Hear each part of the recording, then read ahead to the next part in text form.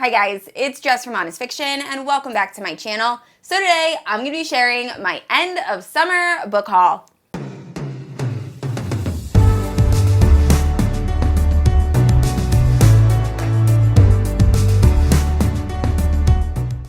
Alright guys, so I have a lot of books to get through in this video. I didn't realize how many books I purchased over the summer. There's a decent amount. So most of these are either YA fantasy, or romance. Now I am going to separate this by genre, so I'm going to start off with YA fantasy, then move into adult fantasy, then go into like some darker romances, and then end with contemporary romance. As usual, there are timestamps down below. Now, if you're unfamiliar with my channel, I post new videos every Thursday and Sunday. If you haven't yet, please like and subscribe. You can also hit the notification bell to be notified whenever I post new bookish content. You can also check out my Instagram and Goodreads, both linked down below. With all that out of the way, let's get into the book haul. Alright, so starting off with YA fantasy, first up we have Belladonna by Adalyn Grace. So I actually talked about this book in my top anticipated releases for 2022 video, and this book did not disappoint. I absolutely adored it. It is following Signa, and in the very beginning of the story, Signa is a baby, and unfortunately her entire family ends up passing away on the same night. So when death shows up in corporeal form, he starts to claim everyone's soul, but when he reaches for Signa, he realizes he can't take her into the afterlife. So right away, Death is a little bit intrigued, and unfortunately he ends up following Signa for the rest of the time she is growing up. So all of the people that are entrusted to care for Signa end up passing away suddenly, so the entire town thinks that Signa might be cursed, and eventually she goes to live with these very distant relatives. And when she gets there, the youngest daughter ends up suddenly becoming very ill. So now Signa is trying to solve the mystery of what's going on in this family. The mother had also recently passed away after possibly being poisoned, and there's a lot of players at foot. So this is like the perfect gothic mystery, but it also has those like horror elements, and then it also has a really good romance. So this was written by the same author that wrote All the Stars and Teeth, All the Tides and Fate, All the Stars and Teeth duology, and her writing is just so descriptive, and it makes you feel just very immersed in the story right away. I was creeped out a lot of the time reading this, especially the horror scenes. There are ghosts and spirits, and it's the perfect book to like start off your fall reading. So I highly recommend. Like I said, one of my new favorite YA fantasies. I will say I would be wary about having younger YA readers read this. It's dark. So I would say this is definitely geared towards like older YA. But besides that, this book is absolutely amazing, and I highly, highly recommend. Alright, so the next three books on this list are all Fairy Loot special editions. So first up we have The Darkening, and this is by Sunya. So our main character, Vesper, lives in this world that is surrounded by a magical veil. And her family practices this like experimental magic. So one day the royals capture her mother and end up executing her by throwing her into this magical storm. So Vesper is not a fan of the royal family, and this ends up being made even worse because the prince of the royal family ends up capturing her father. So now Vesper is going to do everything in her power to save her father, including utilizing this experimental magic, and then we find out a little bit more to the story, and it sounds really fun. I'm so excited to read this. I will say this is probably one of the most beautiful books I own, and let's see if I can get my camera to cooperate. The end pages are like feathers, and it's an absolutely gorgeous edition, but I'm very much looking forward to reading this. And next up we have a book that has been on my TBR for a while, and I have yet to pick it up, but I'm very excited to read it. That is This Vicious Grace, and this is by Emily Thiede. So what I gathered from the synopsis, we're following Alessa, and she was supposed to be given a gift from the gods that was supposed to like amplify people's powers, and instead she ends up being able to kill people just by touching them. So for some reason in the village she lives in, she needs to find a suitor. And if this doesn't happen, a bunch of demons are going to come and attack her village. So it's very hard to date when you kill people by touching them. So she's been having trouble finding a suitor. So the entire village has kind of decided to band against her, and they're going to try to kill her instead of waiting for her to find a match. So she ends up enlisting a bodyguard to protect her, and it goes from there. I'm assuming a romantic relationship ensues. But like I said, I've heard nothing but good things about this book, so I'm very much looking forward to reading it. I will say I actually love this special edition, and yellow is not one of my favorite colors, but I think they did a really good job. The end pages have very pale yellow lemons on them, and it's a very, very pretty book. And last up for YA fantasy, we have a book I've been waiting to read for almost a month now, but I'm finally going to pick it up next week. and that is Violet Maid of Thorns, and this is by Gina Chen. So first of all, Verilou just knocked it out of the park in terms of the special edition. I am obsessed with these like ombre end pages. This book is just so pretty. But this book has been compared to like Serpent and Dove, and I'm just going to read you the blurb.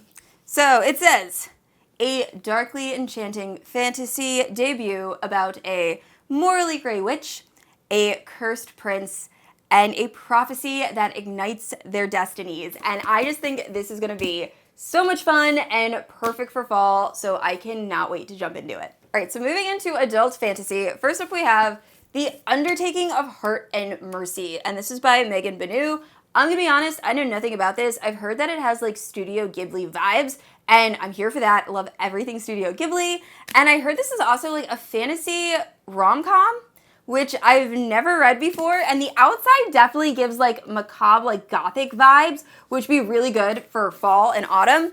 But then the inside, like fan art, screams rom-com. So I don't know how I feel about this, but I definitely do plan on reading it this fall, and I will let you guys know what I think. All right, and then last up for adult fantasy is the book that made me decide to keep my Fairy Loot adult subscription, because up until now I haven't been impressed. But this book is gorgeous. It is so pretty. It is Babel, and this is by R.F Kuang. So this is also the same author that wrote The Poppy War. I have been wanting to pick this up for so long, but I was waiting to get this edition, and oh my goodness, it's so pretty. So this is the front. Really, really pretty. But then you get these end pages. So these end pages are everything. It is absolutely gorgeous. Oh my goodness. The details. It's so good. So I cannot wait to pick this up. I'll also show you guys the inside because the naked hardback is just as beautiful, possibly more so. But oh my goodness, it's so, so pretty. So I have heard nothing but amazing things about this book. I did not finish The Poppy War. I only read the first book, but what I did read, I did really enjoy. I believe this might be Dark Academia. I can read you guys the back just so you have like an idea of what this is about. So, Oxford, 1836, the city of dreaming spires, in the center of all knowledge and progress in the world, and at its heart is Babel, Oxford University's prestigious Royal Institute of Translation, the tower from which all power of the empire flows. Orphaned in Canton and brought to England by a mysterious guardian, Robin Swift thought Babel a paradise, until it became a prison. But can a student stand up against an empire? So this sounds like something I will very much enjoy, and I just cannot wait to read it. So I will be putting this on my October TBR. I just have a lot going on in September, but that will definitely be one of the first books I read in October. All right, so moving into fantasy romance. First up we have What Hunts Inside the Shadows, and this is by Harper L. Woods. This is the sequel to What Lies Beyond the Veil. So I actually have a full spoiler-free review of What Lies Beyond the Veil. I will leave in the cards and in the description. But just to give you a brief idea, it's following this girl that lives in this very isolated community, and then this community is separated from the Fae world by this veil. And the way to keep this veil running is to sacrifice a human. So our main character ends up being the person that is picked to be sacrificed, and right before she's about to be sacrificed, the veil ends up rupturing and all these fae end up like spilling out and start hunting humans. So I really enjoyed the first book. I cannot wait to read the second book. So the audio for the second book was supposed to come out at the end of August. For some reason, it ended up being pushed back. And also, I believe this second book, paperback, is only going to be available for a limited time. This book was picked up by like a traditional publisher, so I think they're going to be doing something similar to like what they did with Atlas 6. So if you want to read this, grab it quickly, or you can wait for the traditionally published book to come out. But anyway, I'm so much looking forward to reading this book. And next up, we have a book in a series that I have talked a lot about recently. So, Regally, Bitten, and this is by Lexi C. Foss. This is my favorite book in the Bloodline series. So, the Bloodline series is a paranormal romance, and it's following humans, and these humans live in a world where vampires and lichens have been like the ruling people for 100 years. So humans are really seen as like second-class citizens. They are used as food pretty much to feed the lichens and feed the vampires and breeding, and just they have a really tough life. So all of these humans end up falling in love with either a vampire or a werewolf, and we're following their stories. Also, we're kind of following a rebellion that is starting to happen. So like I said, Regally Bitten is by far my favorite so far in the series. I've read up to book 5. I'm halfway into book 5. And this one is about a human that ends up being turned into a lichen and then has a relationship with 2 alpha werewolves. And it is such a time, and it's really good. So I highly recommend. This is one of my absolute favorite paranormal romances. All right, so moving into dark contemporary romance. So these are all books that have like forbidden and taboo tropes or just a little bit darker. So the first 2 books on this list are actually mafia age gap romances, and they're both amazing. I loved both of these books so much. So the first one is Sweet Temptation, and this is by Cora Reily. So this is following Cassio and Julia. So in the beginning of the story, Cassio's wife ends up dying, so now he is taking care of these 2 very young children, and he's very high up in the mafia, so his entire family is like, you need to get a wife to take care of these kids because you can't do it.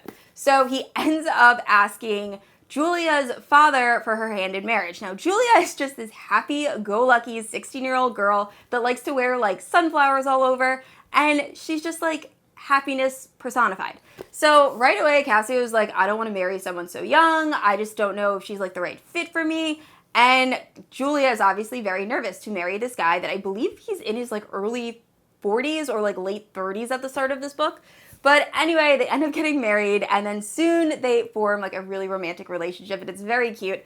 And I really enjoyed this. So highly recommend if you want a really good age gap that's like Grumpy Sunshine, this is the book for you. And this next book was actually my first 5-star read of September, and I read it because of a recommendation one of you guys left in the comments. So please, leave more book recommendations. I always end up reading amazing books because of what you guys recommend, so keep doing it, and thank you. So this first book is Little Dove, and this is by Layla Frost. This book is so good. It is following Juliet, and her father is a MMA fighter, I believe, and he is not taking care of her. So she, in the very beginning of the story, is like searching for food, and then she hears the front door bang open. So she hides in the closet, and then her father is killed right away by Maximo. And Maximo is someone who's very high up in like the Vegas mafia. And Juliet freaks out, runs out of the closet, and instead of killing Juliet like she's expecting, he ends up taking her back to his mansion, where he just takes care of her and gives her good food and makes sure she's like healthy and taken care of. So Juliet is very confused by this. So eventually Juliet becomes very comfortable with the staff in the house, and they end up giving her more permission to like leave the grounds, and she ends up, I think, getting her GED. Like Maximo just does everything he can to make sure her life is happy and she's successful. So then when she turns 18, Maximo has an offer for her and is like, hey, I'm really into like the praise daddy kink. I know you have a crush on me, so you want to do this? And like no strings attached. He even says if she is not interested, he will pay for her to like go off to college or get her own apartment. So she agrees, and it goes from there. I love this so much. You have to be very okay with like the praise kink. I don't love daddy in like sexual books. However, it worked in this. Just know going in, it is very much like praise kink. But I just loved Maximo and Juliet. I love the way he wanted to do everything to make sure she was happy. And Juliet was just a really nice character to follow. So if you want a really good age gap mafia romance, I highly recommend Little Dove. All right, next up is a book that was very popular last month, and that is Does It Hurt by H.D. Carlton. So I'm sure a lot of you already know what this book is about, so I'm going to keep this very brief. We are following Sawyer, and she is on the run from something. We don't know exactly what. And she sleeps with men in order to steal their identities. So one day she sleeps with this guy named Enzo and steals his identity. He finds out, he's very upset, as he should be, and he confronts Sawyer. So he ends up taking her to this boat. This very interesting sex shark time happens, and then the boat ends up capsizing. So then Enzo and Sawyer are stuck on this like deserted island, so they go to this lighthouse, and when they get there, they find out that the lighthouse isn't actually deserted. There's this very creepy and peculiar old man that is living there. So right away, the old man is like, no boats are coming for like a month, you're gonna be stuck here, and these are all the rules you have to follow. So it's an enemies to lovers story, but there's also a mystery kind of surrounding the island, and then it also has some like horror elements at the end. So overall, I ended up rating this 3.5 stars. I didn't love it, I didn't hate it. It was just kind of like an okay read for me. I did really prefer the Cat and Mouse duet by the same author, but I do think this book is worth checking out if you really enjoy dark romance. All right, so this next book is the first book in a series that I have talked a lot about on my channel, so I'm going to keep this very, very brief. but Locked Up Liars by Elle Thorpe. This is the first book in the St. View Prison series, which is a reverse harem contemporary romance that is divine. So this is following May. And in the very beginning of the story, May is out with her sister that she lives with, and they see her sister's ex-boyfriend, Heath. So May's sister is like, I'm out, I don't want to talk to him, and then May and Heath end up striking up this conversation, and they go back to May's house. So they end up drinking an entire bottle of tequila and passing out, and when May wakes up, she sees Heath lying in bed with her sister, who is now passed away. So right away, May freaks out, she calls the cops, and she thinks that Heath murdered her sister, or tells the police that's what she thinks. But then soon after, she realizes that she doesn't think Heath is actually capable of doing this, so she hires a lawyer to try to get him out of jail. And it goes from there. So this is a reverse harem between May, who's a civilian, then Heath, who's an inmate, and then a lawyer, and then a prison guard. And I just loved this series so much. By far, one of my favorite reverse harem romances.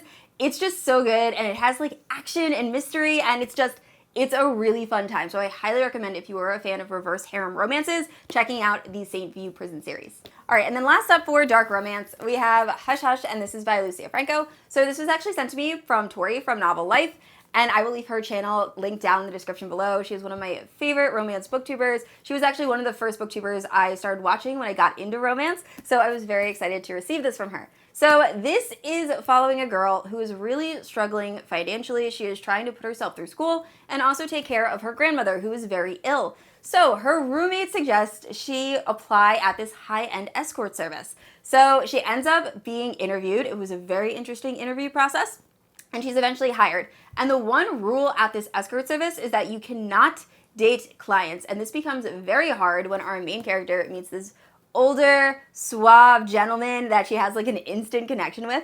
So this book is very messy. It's very dramatic. It is so steamy, and I think I ended up reading this in like one sitting. So if you want a really good like age gap spicy time, I highly recommend picking this up.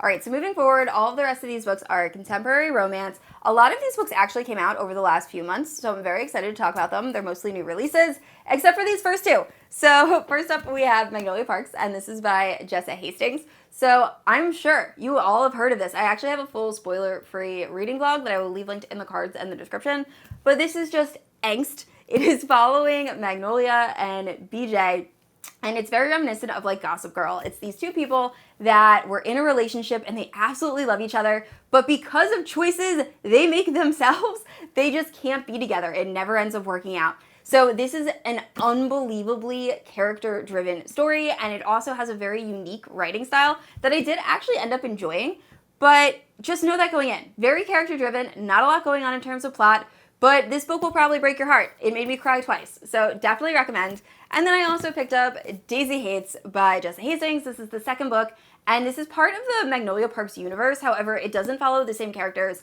from the first book. I was a little nervous about starting this because I really wanted to see what happened with like the original characters. However, this first book has a very different feel, at least going into it, than Magnolia Parks did, and I'm very intrigued. So I hopefully we'll have this finished by the time this video comes out. I might not. I'm reading this very slowly. But overall, I did very much enjoy Magnolia Parks, and I look forward to continuing with the series. All right, and next up is one of my favorite reads of August, and that is Meet Me Halfway, and this is by Lillian T. James. So this is like a single-parent, age gap, Grumpy Sunshine romance, and it's so emotional, and it's just a really amazing book. So it's following this girl that ended up giving birth to her son when she was rather young, and she just wants to be independent and take care of her little family. So she's working 3 jobs, she's going to school, and everyone in her life really is kind of taking advantage of her. So like she's being essayed at work by these older like creepy employees, and then she's dealing with all of the moms at her son's school that are very cruel to her solely for the fact that she had her child rather young. So she is just stressed out, and then she ends up meeting her grumpy neighbor, and they end up forming a relationship, and he starts to see everything she's doing to take care of her family, and it's such a good book. I love the romance, and there was some unexpected spice at the end of this book. Like, this book is pretty tame. There's not a whole lot of like graphic sexy time scenes, but the last one was like, oh, was not expecting that. But just the story between these two people, and just like seeing her be a single parent and take care of her child and everything she has to go through, was just amazing. So highly recommend. I'm starting to see a lot more people talk about this on Bookstagram, which is great. So definitely promote this book, read it. It's so good. All right, and then next up is another book that I read in August, and that is Garnet Flats by Devney Perry. This is the third book in the Eden series, which is like a romantic suspense small town series that I'm really enjoying. So this was another book that was gifted to me. So this was gifted by Sam from Sam Reads a Little. I also absolutely love her channel. I will have it linked down in the description below. So this is following Talia, and when she was in college, she was dating this very, I guess he wasn't really famous, but this MMA fighter, and she thought he was the love of her life. And then he ends up marrying her best friend. So she ends up moving home, and she's just kind of cut off from the world. She's very upset. She feels betrayed. So then 7 years goes by, and then Foster, her ex-boyfriend, shows up at her hometown and tries to win her back.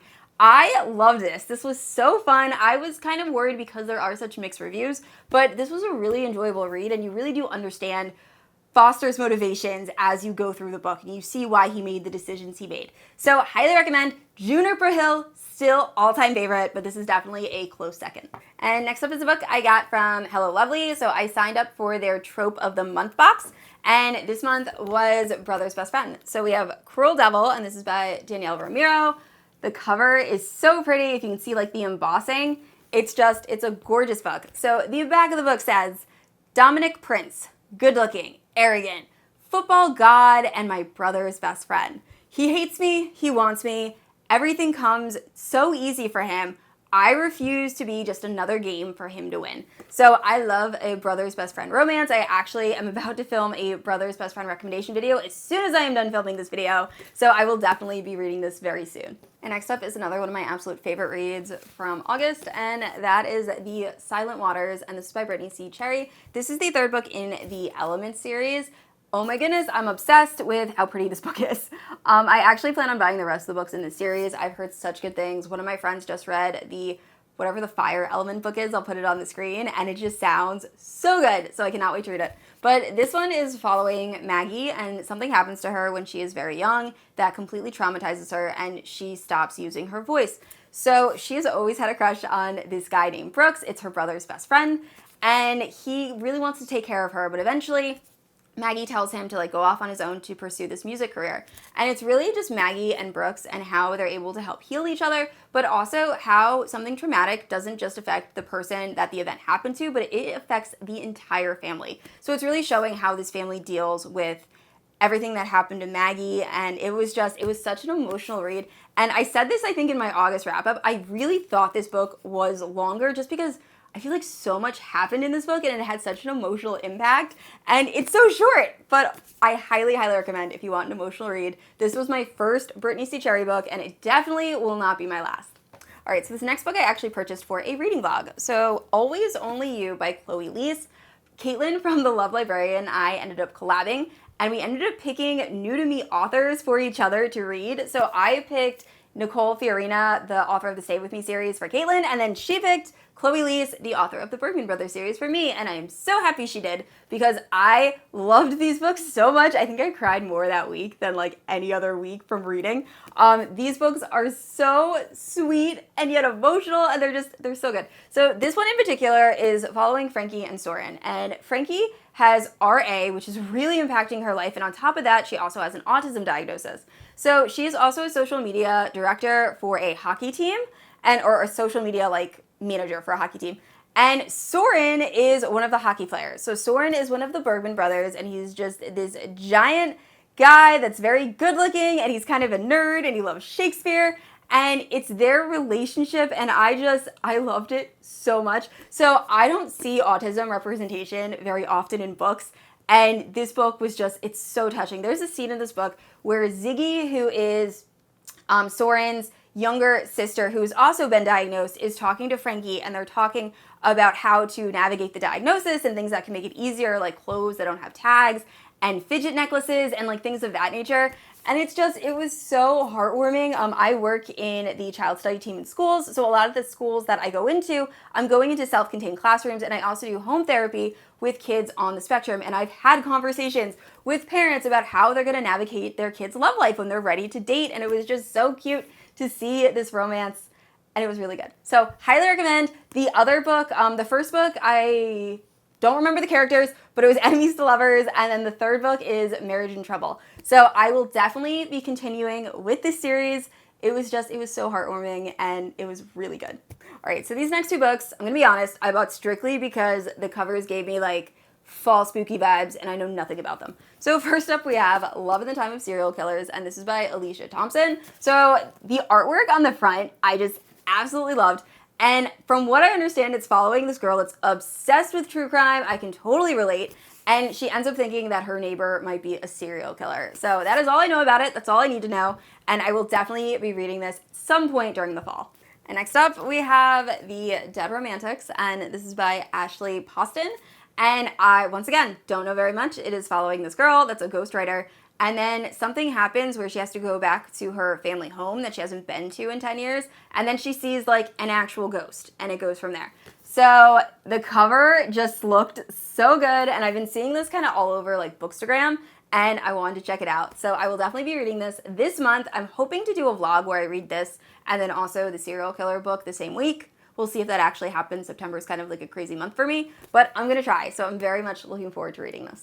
And last up, we have Love on the Brain by Ali Hazelwood. So this is the second book in, I guess, her STEM collection, the first one being The Love Hypothesis. So Love on the Brain is following Bree, and she's this very quirky girl that has moved around a lot while she was growing up. She's been to a lot of different countries, and she has purple hair, a lot of piercings, and she's working for NASA. So she ends up getting this project that she's going to be working on this helmet. So when she travels to this new location, she finds out that her arch nemesis Levi is actually like heading this project. So she's very concerned. We find out that when they were in school together, Bree had asked Levi to work with her on something, and he had turned her down, and like she's felt like he's hated her ever since. So we eventually find out there's a bit of miscommunication going on, and things kind of go from there. So while I did very much enjoy this, I think that there are a lot of similarities to The Love Hypothesis. This kind of felt like The Love Hypothesis 2.0. So I wish it felt like a little bit more separate from the previous book. However, I loved Bree and Levi's relationship. They are just both adorable, and they're both cat people. Can totally stand behind that. So if you loved The Love Hypothesis, I think you will definitely enjoy Love on the Brain. Alright guys, that is it for my end of summer book haul. Please let me know down in the comments below if you've read any of the books I mentioned, which one's your favorite, which one's your least favorite. And I said this already, I post new videos every Thursday and Sunday, and if you haven't yet, please like and subscribe. I will see you all next week. Bye!